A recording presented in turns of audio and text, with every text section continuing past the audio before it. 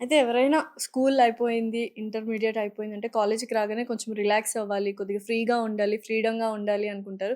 ఆ age barrier అనేది చాలా కంట్రోల్ చేయాలి, రెస్ట్రిక్ట్ చేయాలి. సో, ఎటువంటి డిసిప్లినరీ యాక్షన్స్ మీరు తీసుకుంటారు కాలేజ్ తరపు నుండి? స్కూల్లోనంటే జనరల్‌గా పేరెంట్స్ మీటింగ్ పెట్టామనుకోండి. హ్మ్. Almost 95-97% of the parents attend అవుతారు అవును. డెఫినెట్‌గా. సో, గ్రాడ్యుయల్‌గా అది డిక్రీజ్ అవుతదనమాట కౌంట్. ఓకే. ఇంటర్మీడియేట్‌కొచ్చినా సరే, లేకపోతే బీటెక్ ఆర్ వాటెవర్ గ్రాడ్యుయేషన్‌కొచ్చిన అసలుండవుగా తర్వాత పేరెంట్స్ టీచర్ మీటింగ్‌లు? ఉండదు. ఆదిత్యలో ఉందని మాత్రం చెప్పకండి. కానీ మన దాంట్లో కంపల్సరీ ఉందా? దట్ నో పేరెంట్స్ మీటింగ్స్ ఉంటాయి. సూపర్ అసలు. ప్లస్ పేరెంట్స్ మీటింగ్స్ కూడా గ్రూప్‌గా ఉండవండి. హ్మ్.